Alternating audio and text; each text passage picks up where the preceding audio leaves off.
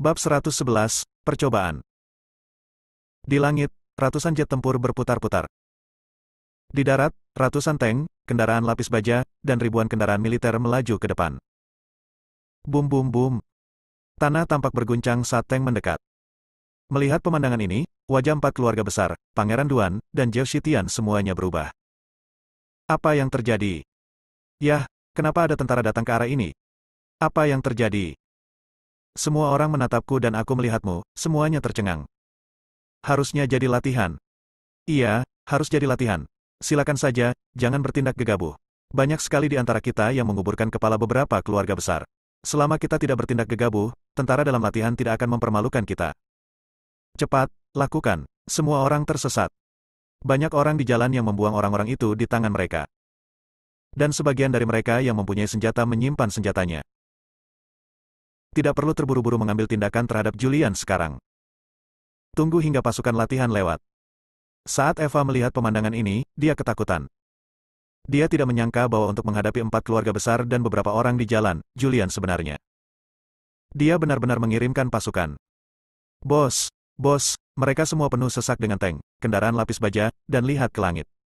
Para pejuang telah berhenti. Pasti ada lebih dari 100. Ya Tuhan, apa yang terjadi? Apakah mungkin? Apakah mereka datang untuk kita? Pah? Zhao Shitian menamparkan adik laki-laki yang sedang berbicara, dan mengumpat dengan marah, apakah mereka datang untukmu? Kamu benar-benar menganggapmu tinggi, siapa kamu, bajingan kecil?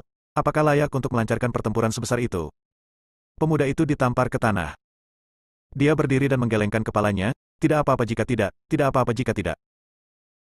Zhao Shitian menatap ke langit, melihat jet tempur yang berada di langit. Wajahnya perlahan menjadi serius, dan perasaan menjadi dengan adik laki-laki ini muncul dalam hatinya. Ide yang sama. Apakah kamu benar-benar di sini untuk kami? Dia melirik Christian. Christian juga tampak serius. Dia memperkirakan jet tempur itu akan terbang dengan cepat. Namun petarung itu berhenti. Empat keluarga besar semuanya sia-sia. Julian tersenyum tipis, berjalan mendekat, dan melepaskan ikatan butler Qin di tanah. Apa yang sedang kamu lakukan? Teriak seorang adik laki-laki sambil memegang pipa besi dan menghantamkannya ke kepala Julian. Wajah Julian menjadi gelap, dia mengangkat tangannya dan menangkap pipa besi yang dilemparkan ke arahnya. Orang-orang di bawah semuanya berjongkok di tanah, memegang kepala di tangan. Di langit, pengeras suara terdengar dari helikopter. Saat suara itu datang, ribuan orang di sini panik. Mereka semua berjongkok di tanah dengan kepala di tangan. Orang-orang dari empat keluarga besar memandang Julian. Mungkinkah Julian yang menyebut ini? Siapa dia? Tidak, yang pasti bukan Julian yang memanggilnya, tentara baru saja lewat. Tak seorang pun dari empat keluarga besar percaya bahwa Julian yang memanggil pasukan ini. Saat ini, tentara tiba. Tank-tank tersebut ditujukan ke semua orang di pemakaman keluarga Fisher. Julian melepaskan ikatan Qin Nian dan membantunya bangkit dari tanah. Kemudian, dia pergi untuk melepaskan ikatan wanita di sebelahnya dan membantunya berdiri. Wanita itu berusia sekitar 20 tahun dan memiliki ciri-ciri yang halus. Hanya ada banyak lumpur di wajahnya yang halus, namun meski begitu, itu tidak menutupi kecantikan dan temperamennya. Tuan kecil, apakah itu benar-benar Anda? Qin Nian mengulurkan tangannya untuk menarik Julian, tangannya yang keriput mulai bergetar. Julian memegang Qin Nian di tangannya. Pelayan Qin, ini aku, ini benar-benar aku. Saya Julian. Pengurus Qin, mohon minggir untuk saat ini. Saatnya menyelesaikan dendam 10 tahun yang lalu. Kata Julian dan melihat sekeliling orang-orang di depan kuburan. Orang-orang ini jongkok di tanah sambil memegangi kepala dengan tangan dan tidak berani bergerak, karena ada penembak jitu dari helikopter di angkasa, dan titik laser merah diarahkan ke kepala mereka. Jika bertindak gegabah maka mereka akan mati. Tanpa tempat pemakaman. Kepala empat keluarga besar gemetar. Christian berjongkok di tanah dan selangkangannya basah. Austin bahkan lebih dilebih-lebihkan, ada bau kotoran yang keluar dari bawah tubuhnya, dan dia bahkan takut untuk buang air besar. Saat ini, mereka tahu. Tentara ini dipanggil oleh Julian. Saat ini, Jacob menyayangkan jika dia mendengarkan Eva, keluarga Baker tidak akan mengalami bencana ini. Sekarang, tidak ada seorang pun di keluarga Baker yang bisa selamat. Kevin bangkit, pergi ke mobil dan membawa uang kertas, dupa, dan beberapa benda peringatan yang telah dia persiapkan sebelumnya. Julian datang ke makam Dmitri dan berlutut di tanah. Sudut matanya basah. 10 tahun yang lalu, hari ini. Orang-orang dari 4 keluarga besar muncul di keluarga Visser, mengikat mereka, dan menyiksa mereka dengan berbagai cara. Dia baru berusia 18 tahun itu. Dia tidak pernah bisa melupakan adegan keluarga Visser diikat dan dibakar dalam api, membuat raungan yang menyayat hati. Kamu, itu kamu? Julian tiba-tiba berdiri dan menunjuk ke beberapa orang yang berjongkok di tanah. Dia tersedak dan meraung, itu kamu 10 tahun yang lalu. Kamu binatang buas berkulit manusia. Jika kamu punya hati nurani, kamu tidak akan melakukan hal yang tidak bermoral seperti itu. Raungan itu bergema seperti guntur yang teredam. Orang-orang dari 4 keluarga besar dan banyak orang besar di jalan tidak berani mengucapkan sepatah kata pun. Eva datang, berlutut di depan Julian, dan memohon, Julian, aku tahu aku salah, tolong beri aku kesempatan. Kesempatan? Mata Julian merah darah. Apakah kamu pernah memberi kesempatan pada keluarga Visser? Pergi ke pedang eksekusi. Teriak Julian. Kevin segera berlari ke mobil dan kembali sambil membawa pedang. Pedang itu ditutupi kain hitam. Kevin mendatangi Julian, berlutut dengan satu kaki di tanah, dan menyerahkan pedang penyiksaan yang ditutupi kain hitam kepada Julian. Julian tiba-tiba membuka kain hitam itu, memperlihatkan pedang tajam. Pedang ini adalah pedang hukuman. Merupakan hukum pidana. Ini diberikan kepada Julian secara pribadi oleh pejabat tertinggi Gritsia. Dengan memegang pedang ini, dia dapat mengalahkan raja yang lemah dan menteri pengkhianat. Pedang ini diberikan kepada Julian ketika dia diangkat menjadi komandan, tapi dia tidak pernah menggunakannya. Saya, Julian, memiliki catatan dendam yang jelas. Saya tidak akan pernah salah menuduh orang baik, saya juga tidak akan membiarkan orang jahat pergi. 10 tahun yang lalu, pelaku yang pergi ke villa keluarga Visser akan berdiri dan menerima hukuman tersebut. Siapapun yang tidak ada hubungannya dengan itu, keluar dari sini. Orang-orang dari 4 keluarga besar berjongkok di tanah. Saat ini, mereka ketakutan dan tubuh mereka gemetar. Jacob adalah orang pertama yang berdiri, berlutut di depan Julian dan memohon belas kasihan. Saya bersalah, tolong biarkan keluarga Becker pergi. Perseteruan darah membutuhkan rasa malu. Julian mengangkat pedang di tangannya. Dia mengangkat pedangnya dan menjatuhkannya. Zi! Pedang panjang itu menembus tubuh Jacob. Darah mengalir ke tanah. Tubuh Jacob jatuh ke tanah. Adegan ini membuat takut semua orang yang hadir. Julian meraung, yang berikutnya. Julian saat ini adalah iblis. Orang-orang dari 4 keluarga besar semuanya ketakutan, dan beberapa dari mereka yang pemalu bahkan pingsan karena ketakutan. Julian mendatangi Abigail dan mengangkat pedangnya. Zi! Abigail meninggal di bawah pedang hukuman. Julian tampak acuh tak acuh dan berjalan maju selangkah demi selangkah, siapapun yang berjalan di depannya akan pingsan karena ketakutan. Namun pingsan tak luput dari kesialan. Segera, lebih dari selusin orang tergeletak di depan mausoleum keluarga Visser. Satu-satunya pelakunya hari itu adalah Eva. Julian mendatangi Eva. Pedang di tangannya berlumuran darah. Eva berlutut di tanah, tubuhnya gemetar. Pada saat ini, dia bahkan tidak bisa mengatakan apapun untuk memohon belas kasihan. Angkat tanganmu dan serang dengan pedang. Zi! Eva jatuh ke dalam genangan darah. Setelah Julian menyelesaikan orang-orang ini, King Kotake datang, melirik ke arah Julian, dan bertanya, apakah sudah terselesaikan? Sudah terpecahkan. Saya akan mengurus akibatnya. Ah! Julian berlutut di depan kuburan. Dia meraung ke langit. Kebencian yang telah ditekan selama 10 tahun telah dilampiaskan pada saat ini. Bab 112, Hapus Dendam. Julian berlutut di depan kuburan dan meraung ke langit. Lalu suaranya menjadi serak. Aku menangis sampai aku tidak bisa berhenti menangis. 10 tahun, 10 tahun. 10 tahun yang lalu, dia hanyalah seorang anak laki-laki berumur 18 tahun yang baru saja lulus SMA. Saat itu, ia penuh dengan kerinduan dan harapan akan masa depan. Namun, ada konspirasi. Keluarga Visser hancur. Ah! Binatang buas, kalian sekelompok binatang buas, putriku baru berusia 3 tahun, bagaimana kamu bisa melakukan ini? Biarkan aku mati, biarkan cucuku pergi. Mengingat masa lalu sejenak, keluarga Visser adalah adegan keluarga Visser yang mengaum di dalam api masih tergambar jelas di benak saya. Julian tidak akan pernah bisa melupakan adegan ini. Tepat ketika dia disiksa, tubuhnya terbakar, dan dia menangis dengan sedihnya, seorang gadis muncul. Gadis itu bergegas ke lautan api dengan putus asa, menyelamatkannya, dan menariknya ke sungai. Didorong oleh keinginan untuk bertahan hidup, dia melompat ke sungai. Saat sungai mengalir, dia terhanyut ke dalam gua dan secara kebetulan mendapat buku kedokteran. Bagian tengah sungai adalah ibu kota pengobatan. Kakeknya juga seorang dokter pengobatan Tiongkok. Ia mempelajari beberapa dasar pengobatan Tiongkok sejak kecil. Setelah mendapatkan buku kedokteran, ia mempelajarinya dengan serius dan mengikuti rumus yang ada di buku kedokteran untuk menyembuhkan luka-lukanya. Setelah meninggalkan gua, dia berjalan ke hutan belantara selatan. Tepat pada saat terjadi kekacauan di hutan belantara selatan, Daxia merekrut pasukan dari seluruh negeri. Dia menjadi seorang tentara. Pelatihan khusus siang dan malam. Di medan perang. Injak tulang musuh untuk mencapai puncak. Dalam 10 tahun terakhir, ia telah mencapai prestasi militer yang tak terhitung jumlahnya. Hingga lebih dari setahun yang lalu, sebuah pertempuran mengejutkan dunia. Satu pertempuran untuk menjadi dewa. Dia dikanonisasi sebagai naga hitam, salah satu dari 5 komandan besar kerajaan Sia besar, dan berdiri di puncak kekuasaan. Inilah penegasan hal di atas dalam menghadapi 10 tahun karir militer. Kalahkan hutan belantara selatan dalam satu pertempuran. Satu pertempuran akan menentukan dunia. Ketika dia berada dalam kondisi paling mempesona, dia mengajukan permohonan pengunduran dirinya, tetapi sebelum disetujui, dia kembali ke Jiangzhou. Membalas budi, membalas dendam. Membalas Sarah karena telah menyelamatkan nyawanya.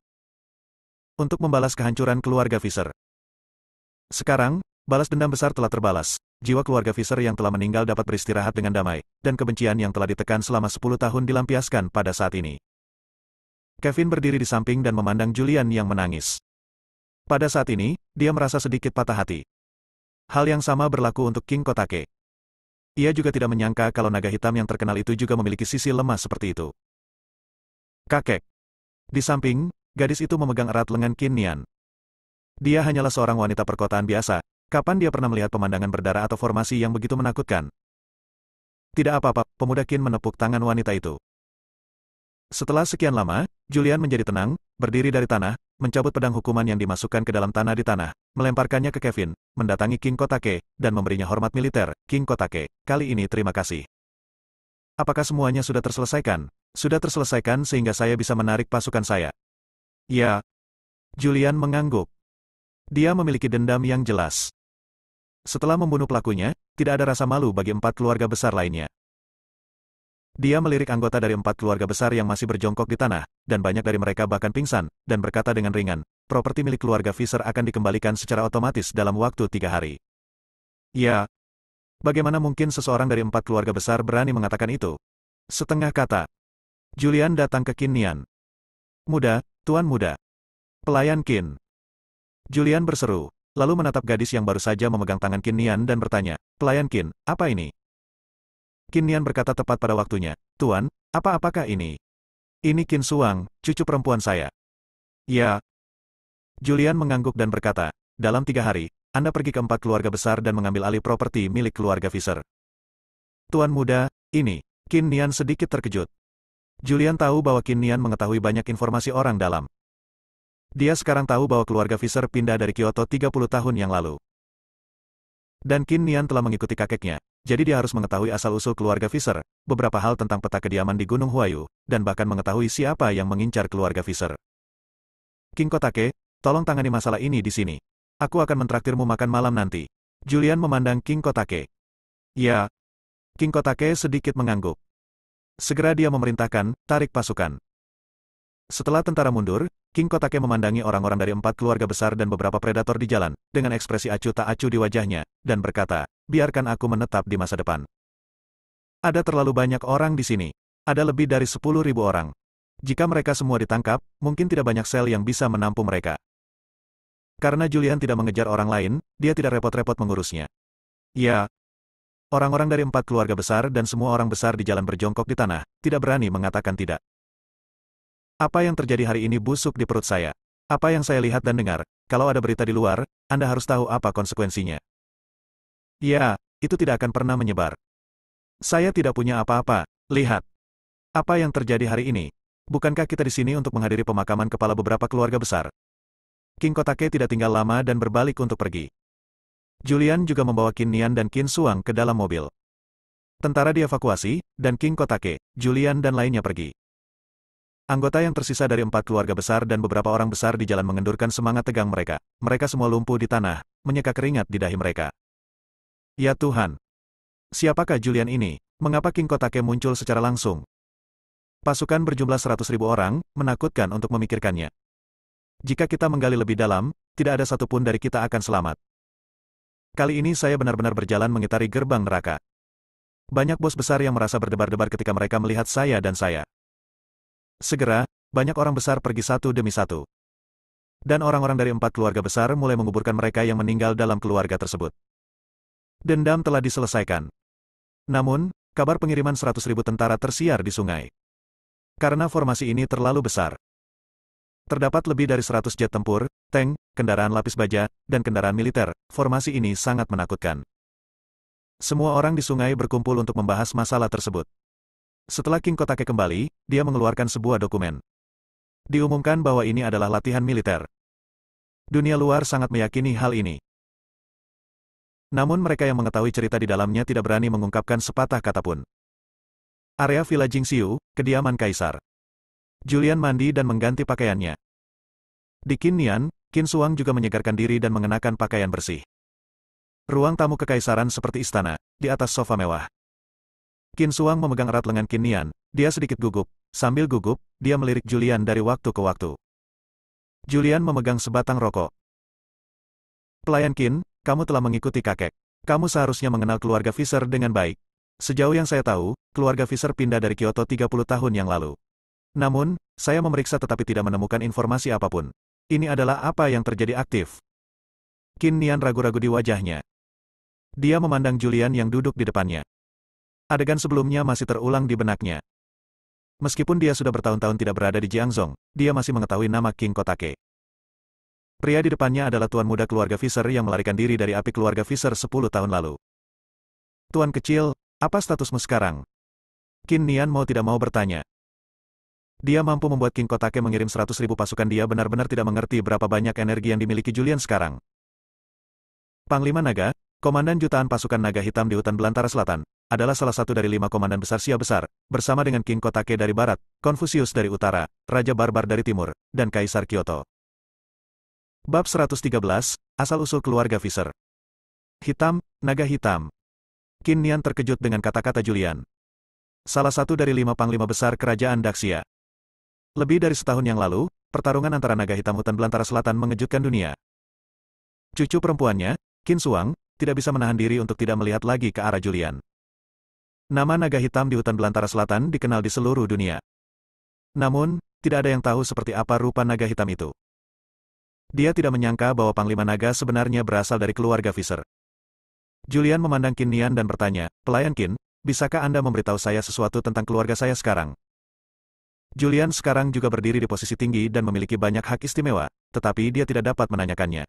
Sejarah keluarga Fisher. Dia merasa peta pusaka keluarganya, peta tempat tinggal Gunung Huayu, tidak biasa.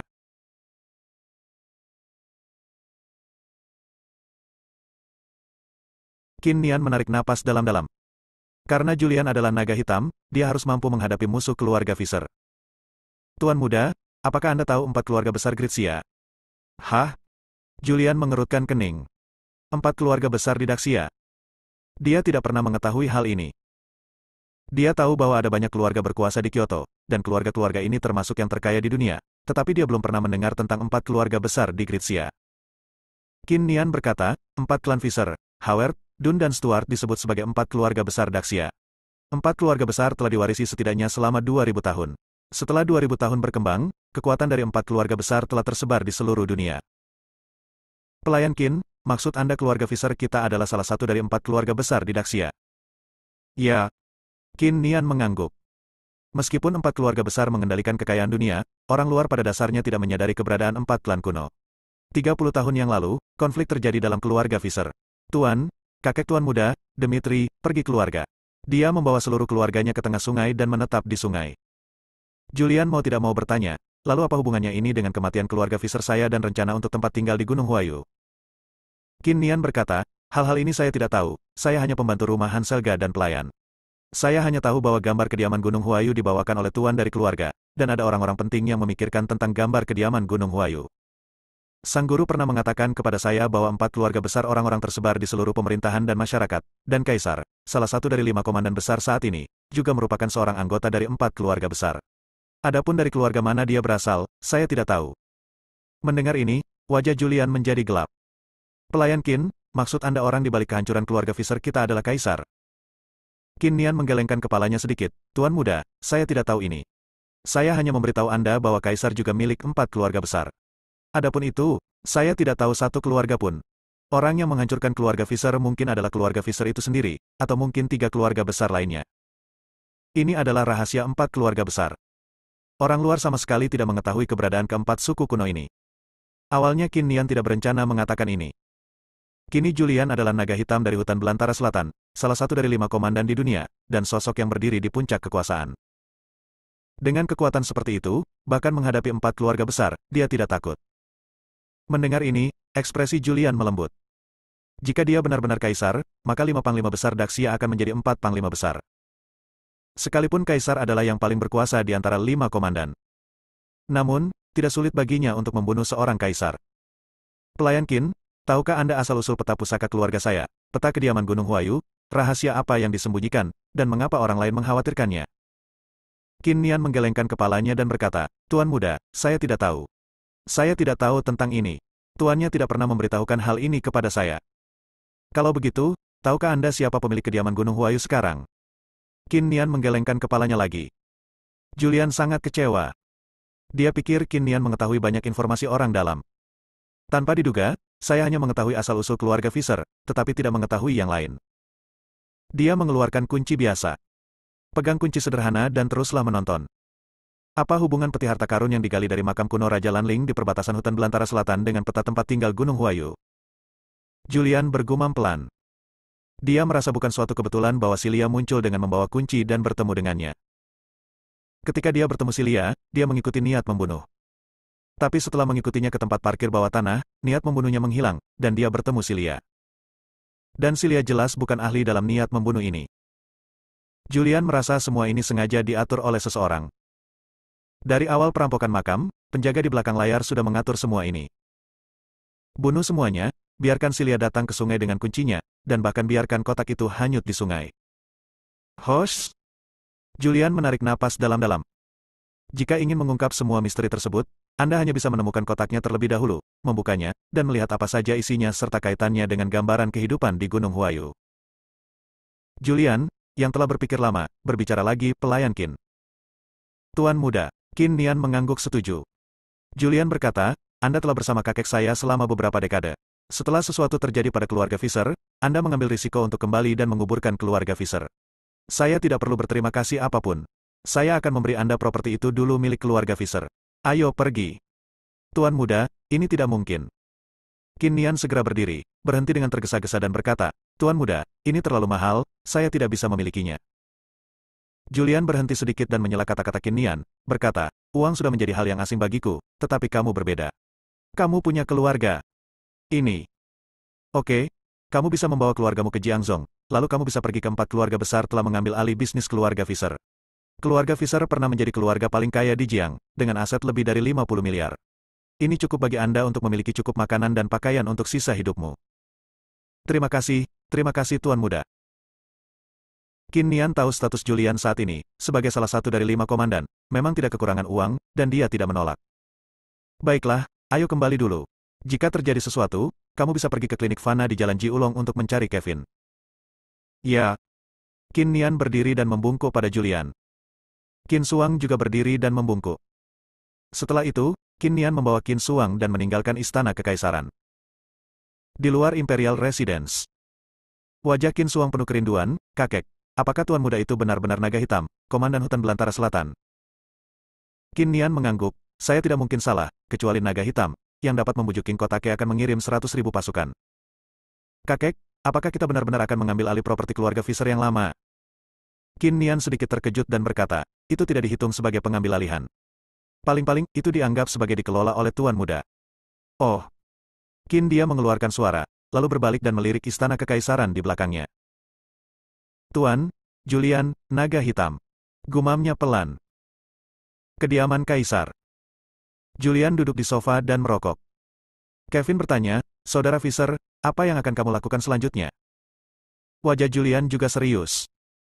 Kini balas dendam keluarga Visser telah terbalas, namun pelakunya tidak diketahui, dan peta pusaka keluarga tidak diketahui berada di tangan siapa. Dia berpikir sejenak dan berkata, saya akan mendesak hantu kontak khawatir lagi dan memintanya untuk mempercepat penyelidikannya. Saya ingin tahu sesegera mungkin di mana peti harta karun yang mengalir ke pasar antik Jiangzhong. Ya, aku akan segera pergi. Jangan khawatir. Hari ini adalah festival pertengahan musim gugur. Aku tahu kamu juga yatim piatu. Ayo pergi. Kita berdua bersaudara akan keluar untuk minum-minum. Saudara Fisher, maukah kamu kembali menemani adik iparmu? Sarah akan pergi ke rumah Hansel. Ini villa besar, aku akan mencari kesempatan untuk menyelinap keluar dan menyelesaikan masalah. Ini masih pagi, ayo pergi. Julian berdiri, menarik Kevin, dan mereka berdua meninggalkan istana kekaisaran bersama-sama. Bab 114, sesuatu terjadi di pusat medis Yongle. Kowloon Street, sebuah restoran warung makan. Julian memesan beberapa masakan rumahan dan beberapa botol minuman keras berkekuatan tinggi. Dia dan Kevin berkumpul, makan daging dan minum anggur. Sambil minum, kami mengobrol tentang pengalaman kami selama 10 tahun terakhir. Duduk ini berlangsung setengah hari. Pukul 3 atau 4 sore. Keduanya mabuk. Saat ini, Sarah menelpon. Julian, kamu di mana? Sesuatu telah terjadi. Mendengar suara cemas Sarah, Julian bergidik dan langsung kehilangan kesadarannya. Ada apa? Apa yang terjadi? Ada kecelakaan di pusat medis Yongle ya, cepat datang. Oke, saya akan segera ke sana. Julian menutup telepon.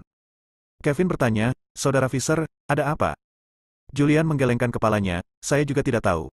Sarah mengatakan bahwa sesuatu terjadi di pusat medis keluarga Hansel Yongle. Saya akan pergi ke sana dan melihat dulu. Sampai jumpa, Kevin juga berkata, berdiri. Kembalilah, setelah minum terlalu banyak, jangan mengemudi. Saya akan naik taksi. Julian mengambil jas di samping, memakainya dan segera keluar, memanggil taksi di pinggir jalan. Pusat medis Yongle. Dele. Sopir melaju dengan cepat menuju pusat medis Yongle. Setengah jam kemudian. Saudaraku, kita sudah sampai. Julian mengeluarkan uang $100 dan menyerahkannya, tidak perlu mencarinya. Dia buru-buru keluar dari mobil. Yongle Medical Center terletak di jalan paling makmur di Jiangzhong, Medical Street. Jalan ini mewakili Jiangzhong dan memiliki warisan budaya ratusan tahun. Jalan ini penuh dengan klinik medis. Setiap keluarga, kelompok, dan perusahaan telah membuka pusat kesehatan atau klinik di jalan ini, dan bahkan beberapa dokter kuno Tiongkok yang terkenal telah menetap di sini. Klinik medis Yongle tidak terlalu terkenal di bidang medis, tetapi Yongle memiliki aset lebih dari 1 miliar, dan klinik medisnya juga sangat besar, dengan 3 lantai, setiap lantai seluas lebih dari 1.000 meter persegi. Saat ini, banyak orang berkumpul di depan Yongle Medical Center. Orang-orang ini memakai kain kabung dan berbakti. Dokter Dukun, Dokter Dukun. Banet Yongle. Kompensasi. Ratusan orang berkumpul di depan pusat medis Yongle. Orang-orang ini memegang spanduk dan meneriakkan slogan-slogan. Saat ini, wartawan telah tiba. Ini adalah reporter resmi stasiun TV Jiangzhong. Teman-teman penonton, ucapkan selamat siang. Ini saluran budaya Jiangzhong. Saya reporter. Dokter tersebut berlokasi di Medical Street, di luar pusat medis Yongle. Sekarang Anda dapat melihat ratusan orang telah berkumpul di depan pusat medis. Mari kita naik dan mewawancarai orang yang lewat. Halo, saya seorang reporter. Tahukah Anda apa yang terjadi di sini? Reporter itu mendatangi orang yang lewat yang sedang menonton dan bertanya. Ini adalah pria berusia 20-an, ketika melihat reporter cantik dan seksi dengan kamera di belakangnya, dia langsung menjadi energi. Saya baru saja datang ke sini, tetapi tampaknya dokter di pusat medis Yongle meninggal, dan anggota keluarga almarhum datang untuk membuat masalah. Julian bergegas dan kebetulan melihat pemandangan ini. Dia berjalan melewati kerumunan dan tiba di pintu pusat medis. Saat ini, pusat kesehatan ditutup. Di depan pintu gerbang juga terdapat sebuah tandu, dengan seorang lelaki tua beranggotakan lebih dari 60 orang terbaring di atasnya. Mata lelaki tua itu tertutup rapat, wajahnya pucat, dan sekilas dia seperti kehilangan nafas kehidupan. Beberapa pria dengan batang besi di tangan mereka berdiri di depan pintu dengan ganas, terus-menerus berteriak agar keluarga Hansel keluar. Orang-orang ini membuat banyak keributan, jika mereka tidak dihentikan oleh penjaga keamanan, mereka pasti sudah masuk. Julian datang ke pintu pusat medis. Apa yang kamu lakukan? Seorang penjaga keamanan datang dengan tongkat listrik, menunjuk ke arah Julian dengan keras, dan berteriak keluar. Julian berkata dengan tergesa-gesa, saya Julian, menantu dari keluarga Hansel, dan istri saya adalah Sarah, ketua Yongle. Ini kamu, masuklah. Penjaga keamanan melepaskannya. Julian membuka pintu dan masuk. Di lobi pusat kesehatan, banyak anggota keluarga Hansel berkumpul di sini. Semua anggota keluarga Hansel berjalan dengan cemas. Julian datang dan bertanya, apa yang terjadi? Sarah berjalan dengan cepat, menangis dan berkata, kami juga tidak tahu. Sekelompok orang tiba-tiba datang membuat masalah hari ini, mengklaim bahwa kamilah yang membunuh orang-orang. Kami memberikan kompensasi, tetapi sekarang masalahnya menjadi sangat besar. Wartawan telah melapor, dan kami harus menutup sementara pusat medis tersebut. Tang Tianlong sedang menelepon. Melakukan beberapa upaya besar untuk mencoba meredakan situasi. Kamu bawa alkohol? Apa yang kamu lakukan di sini? Bukankah ini cukup kacau? Leona mencium bau alkohol di tubuh Julian dan tidak bisa menahan cemberut dan mengutuk. Ayah, kakek, ini tidak baik. Banyak orang keluar. Mereka mengatakan bahwa Yongle minum obat di keluarga Hansel kami dan ada masalah dengan itu. Andrew berlari dengan panik. Dia tidak bisa berdiri diam dan jatuh. Tanah. Setelah mendengar beritanya, ekspresi semua orang berubah. Apa yang terjadi? Alfred tampak bingung dan berkata, pusat medis Yongle kami telah dibuka selama lebih dari 10 tahun dan tidak pernah ada kecelakaan. Ada apa, Tuan J? Anda bertanggung jawab atas pusat medis tersebut. Jika ada kecelakaan, itu sudah tidak masuk akal, bagaimana bisa ada begitu banyak kecelakaan? Alfred memandang seorang lelaki tua. Pria tua itu tampak berusia 60-an, mengenakan setelan tang dan rambut panjang. Namanya Dicky J, dia adalah seorang dokter pengobatan Tiongkok kuno, anggota Asosiasi Pengobatan Tiongkok, seorang dokter pengobatan Tiongkok bergaji tinggi dengan sindrom Yongle, yang berbasis di pusat medis Yongle. Ini, orang tua ini tidak tahu, Dicky J juga bingung. Dia telah berada di klinik medis selama bertahun-tahun dan tidak pernah mengalami kecelakaan apapun. Apalagi dokter di puskesmas diseleksi dengan cermat, dan formula yang diresepkannya bebas masalah. Bagaimana bisa membunuh orang dengan meminum obat? Sarah menarik Julian, apa yang harus kita lakukan sekarang?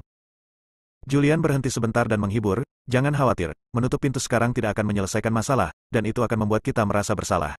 Ayo buka pintunya pertama. Jika ada masalah, kita bisa berkomunikasi secara langsung. Komunikasi? Bagaimana cara berkomunikasi?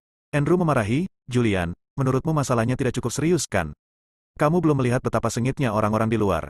Jika kamu membuka pintu dan mereka menyerbu masuk, mereka akan tetap. Jangan pukul kami sampai mati. Benar. Jangan buka pintunya. Panggil polisi. Percuma saja memanggil polisi. Ini adalah kecelakaan medis. Menurut pendapatku, sebaiknya kita membayar sejumlah uang untuk menyelesaikan masalah ini. Jika kita memanggil polisi, reputasi pusat medis Yongle akan hancur. Siapa yang akan melakukannya? Berani datang ke sini di masa depan. Semua orang berbicara satu demi satu. Julian memandang Sarah dan bertanya, Sarah, Anda sekarang adalah ketua keluarga Hansel dan penanggung jawab keluarga Hansel. Menurut Anda bagaimana masalah ini harus ditangani? Sarah berpikir sejenak dan berkata, saya pikir Julian itu masuk akal. Tidak masalah menutup pintu seperti ini. Kami hanya bisa membuka pintu dan mencari tahu secara langsung. Jika itu benar-benar kesalahan dokter kami, maka kami akan menerima hukumannya dari departemen terkait. Kami akan membayar ketika kami perlu membayar, dan kami akan menutup pintu untuk perbaikan. Sarah, kamu bodoh, siapapun dengan mata yang tajam dapat melihat bahwa seseorang dengan sengaja menargetkan pusat medis Yongle kami. Iya, bagaimana bisa ada begitu banyak kebetulan di dunia ini, begitu banyak orang datang ke pintu pada saat yang sama.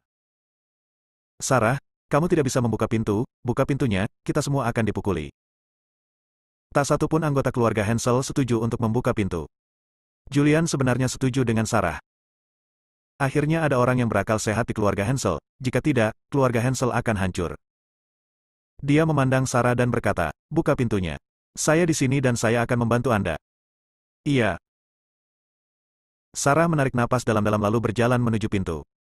Melihat ini, keluarga Hansel mundur. Mereka telah melihat betapa ganasnya orang-orang di luar. Sebelum pintu ditutup, banyak anggota keluarga Hansel yang dipukuli.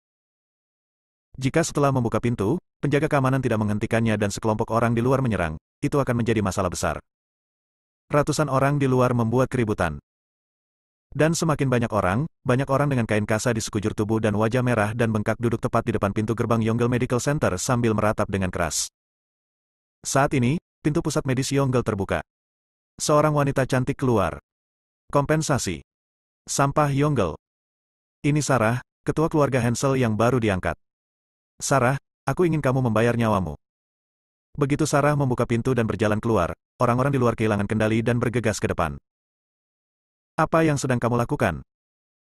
Julian berjalan mendekat dan berteriak keras.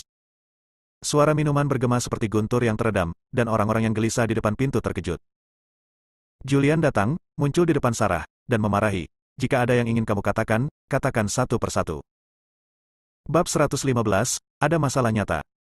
Adegan bising itu hening selama 3 detik. Beberapa detik kemudian, seorang pria kekar berusia 30-an yang mengenakan rami dan berkabung keluar. Dia memegang batang besi di tangannya dan menunjuk ke arah Julian dengan ekspresi galak di wajahnya. Dia meraung marah, siapa kamu? Apakah kamu punya hak untuk berbicara di sini? Mulutnya berbusa dan marah. Sarah ketakutan, khawatir akan dipukuli, dan bersembunyi di belakang Julian. Benar, tidak ada yang perlu dikatakan. Bayar saja uangnya. Jika Anda tidak membayar uangnya, hancurkan saja pusat medis Yongle. Sungguh dokter dukun. Jika Anda tidak memiliki kemampuan, jangan buka klinik medis di jalan medis. Keluar dari jalan medis. Banyak orang diikuti dengan teriakan. Tidak ada seorang pun dari keluarga Hansel yang berani maju ke depan. Karena orang-orang di luar terlalu berisik, jika hal ini terjadi dan situasi menjadi tidak terkendali maka akan merepotkan. Ingat dalam 1 detik. Oke, kicau, beritahu saya satu persatu. Julian berteriak tidak sabar. Jika bukan karena ini adalah klinik medis keluarga Hansel, dia tidak akan repot-repot memperhatikan. Pria yang memegang batang besi menunjuk ke arah Sarah di belakang Julian dan mengutuk, "Sarah, keluarlah ke sini. Anda adalah ketua keluarga Hansel. Ayah saya mengambil obat dari pusat medis keluarga Hansel Anda. Apakah Anda sudah kembali? Dia akan mati dalam beberapa hari. Jika Anda tidak memberikan jawaban yang memuaskan hari ini, saya akan menghancurkan pusat medis keluarga Hansel." Hancurkan, hancurkan. Di belakangnya, banyak orang berteriak, dan mereka mengangkat tangan mereka untuk bergegas ke depan. Namun diblokir oleh keamanan. Saya baru saja masuk angin, jadi saya datang ke pusat medis Yongle dan minum obat Tiongkok. Setelah saya kembali ke rumah, saya menjadi alergi di sekujur tubuh, dan seluruh tubuh saya merah dan bengkak. Saya hanya sakit kepala. Setelah minum obat dan pulang, sekarang rambut saya pun rontok. Minta keras departemen terkait untuk menutup Yongle sepenuhnya. Banyak orang berteriak. Wartawan datang lebih awal, dan adegan ini disiarkan langsung. Sarah juga sedikit khawatir.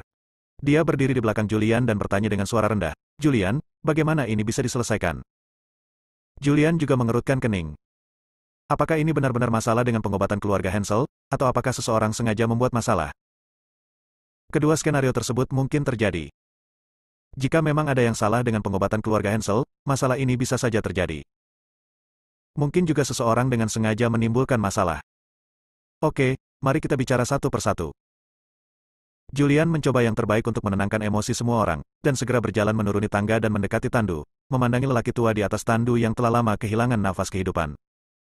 "Apa yang sedang kamu lakukan?" Pria kuat itu mengarahkan penisnya ke arah Julian dan membantingnya ke arahnya, "Jangan sentuh ayahku." Julian meliriknya. Matanya setajam mata Lang, dan sekilas, pria kuat itu segera menjadi malu dan mundur beberapa langkah. Namun, dia tidak kalah dalam pertarungan, jadi dia berteriak, "Semua orang mati, apa lagi yang ingin kamu lakukan?"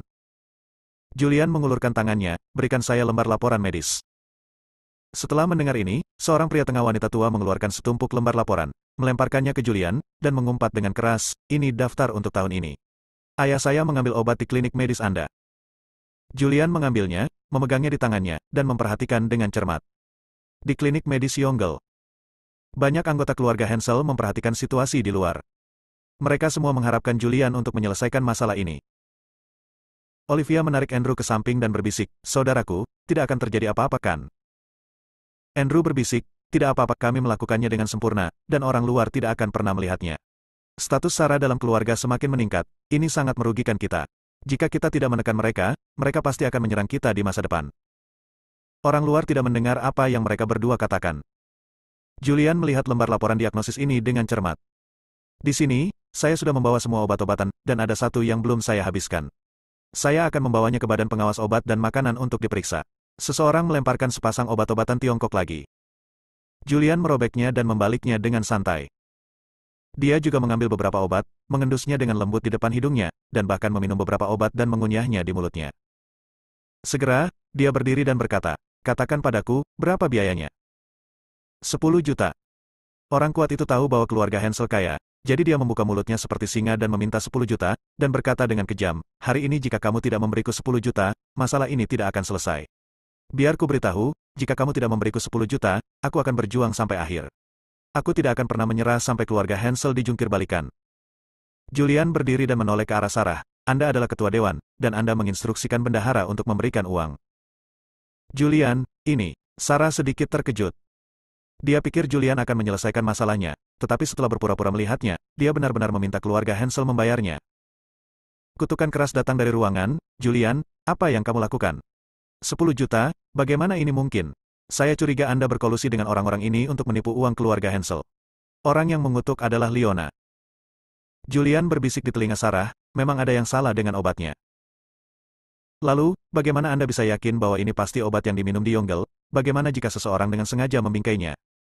Sarah berkata kepada Julian sekilas, jika Anda kehilangan uang sebelum masalahnya jelas, bukankah ini merupakan pengakuan bahwa ada yang salah dengan pusat medis Yongle? Julian berkata, dengarkan saya, orang yang meninggal adalah yang paling penting. Bayar kompensasi terlebih dahulu dan menenangkan keluarga. Selebihnya dapat diselesaikan dengan mudah. Tidak peduli apa itu, jika pertengkaran terus berlanjut, itu tidak akan baik bagi keluarga. Keluarga Hansel. Kalau nanti bisa dibuktikan obatnya ada tidak masalah Yongle, ini malah mempromosikan Yongle. Ini efek iklan yang tidak bisa diraih jutaan orang. Kalau memang ada masalah, ambil uang sekarang saja juga meminimalkan kerugian. Sarah memikirkannya dan merasa bahwa kata Julian itu masuk akal. Dia segera berdiri, mengangguk dan berkata, oke, 10 juta, saya setuju. Pria kuat dan keluarganya tidak menyangka bahwa keluarga Hansel begitu mudah diajak bicara. Untuk beberapa kasus malpraktik medis di masa lalu, pihak rumah sakit berusaha sekuat tenaga untuk mengelak dari permasalahan tersebut. Pada akhirnya meskipun harus membayar ganti rugi, harus dibawa ke jalur hukum yang memakan waktu 3-5 tahun. Saat ini, mereka merasa 10 juta itu kurang. Keluarga berkumpul untuk berdiskusi. Suamiku, apakah ayah akan mendapatkan lebih sedikit? Ayah, ya, aku mendengar bahwa keluarga Hansel baru-baru ini bekerja sama dengan banyak perusahaan besar dan dengan cepat mengembangkan bisnisnya. Manfaatkan kesempatan ini untuk memesan lebih banyak. Segera, keluarga mendiskusikannya. Orang kuat itu berdiri lagi dan berteriak dengan keras, 10 juta terlalu sedikit. Jika kami tidak memberi Anda 50 juta hari ini, masalah ini tidak akan selesai. Hei, ayahku yang malang, kamu meninggal dengan mengenaskan. Kakek, kamu meninggal dengan sangat menyedihkan. Keluarga itu menangis di depan pusat medis Yongle. Julian, apa yang harus aku lakukan? Sarah juga sedikit cemas. Tanpa diduga, orang-orang ini duduk di tanah dan menaikkan harga. Dia sudah berjanji akan memberikan 10 juta untuk menyelesaikan masalah ini. Sekarang orang-orang ini meminta 50 juta. Keluarga Hansel sangat boros dan membuang banyak uang akhir-akhir ini, dan seiring dia mengembangkan bisnisnya, dia juga menginvestasikan banyak uang. Kini dana yang tersedia di rekening perusahaan hanya tersisa 20 juta. Di mana saya bisa mendapatkan 50 juta? Julian memandang keluarga itu dan berkata dengan dingin, jangan pergi terlalu jauh. Orang tua ini sudah menderita penyakit mematikan dan telah meminum obat Yongle untuk tetap hidup. Apakah dia meninggal karena meminum obat kami atau karena serangan penyakit? Ya, ini belum tentu benar. Karena Anda ingin 50 juta, maka ikuti saja prosedur normal dan minta dokter forensik untuk melakukan otopsi. Ketika Julian mengucapkan kata-kata ini, keluarga orang kuat itu langsung tercengang. Ikuti prosedur normal. Ayahnya memang sedang sakit dan penyakitnya tidak dapat disembuhkan, sehingga ia meminum obat tradisional Tiongkok untuk memperpanjang umurnya. Kalau ternyata dia mati sendiri, dia tidak mendapat sepeser pun. Mendengar hal tersebut, banyak orang yang lalu lalang menunjuk. Itu masuk akal. Dia sudah sakit, dan dia belum tentu meninggal setelah meminum obat Yongle. Belum tentu begitu. Tidakkah kamu melihat begitu banyak orang yang berada dalam masalah? Bagaimana jika, mungkin kebetulan saja itu hanya orang tua, tetapi dengan begitu banyak orang, itu bukan suatu kebetulan. Banyak orang yang berdiskusi. Keluarga lelaki kuat itu juga sedang berdiskusi. Mereka merasa tidak tahu berapa lama waktu yang dibutuhkan untuk mendapatkan uang jika mengikuti prosedur normal. Setelah berdiskusi, saya masih berpikir itu akan menjadi 10 juta pribadi. Oke, kami sepakat, 10 juta adalah milik pribadi, dan uang itu harus segera dibayarkan. Julian melirik Sarah dan berkata, kamu pergi dan buat pengaturannya. Bagaimana dengan saya? Saya minum obat Anda dan rambut saya dirapikan. Basah kuyup, aku kehilangan banyak hal.